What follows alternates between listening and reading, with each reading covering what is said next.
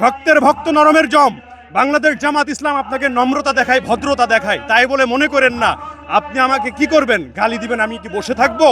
এমন একটা সময় আসবে বাংলার জনগণ আবার আপনাদের বিপক্ষে লড়বে।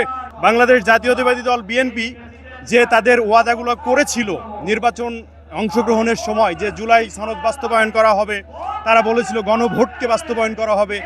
এখন তারা যখন ক্ষমতায় আসছে, ক্ষমতায় তো তারা আসতে পারে নাই, তারা জোর করে ক্ষমতায় আসছে। জোর করে আসার পরে আজকে এই যে জুলাই সনদ নিয়ে তারা যে গাদ্দারিটা করতেছে বাংলাদেশের জনগণের সাথে, এজন্য আমি মনে করতেছি হয়তোবা খুব শীঘ্রই সারা বাংলাদেশের জনগণ, হিন্দু, খ্রিস্টান, মুসলমান সবাই ঐক্যবদ্ধ হয়ে, যেমন সেই ফ্যাসিস্ট হাসিনাকে এই বাংলাদেশ থেকে কি করেছিল, ক্ষমতাচ্যুত করে পালানোর ব্যবস্থা করে দিয়েছিল। আমার মনে হচ্ছে অতি নিকটে এখন আবার এই গণ অভ্যুত্থান একটা তৈরি হবে, হওয়ার পরে এই বিএনপি সরকারও এইভাবেই আমার মনে হচ্ছে পালানোর একটা পথ তাদেরকে অবশ্যই তৈরি করে দেওয়া হবে, এবং তারা এই বাংলার মাটিতে টিকতে পারবে না যদি বাংলার জনগণের সাথে গাদ্দারি করে।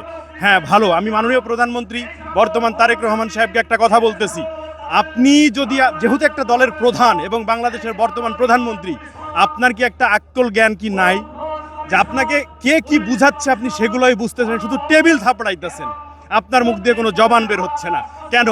আপনাকে কি ট্রেনিং করে আপনাকে শিখিয়েই বাংলাদেশে আনা হয়েছে?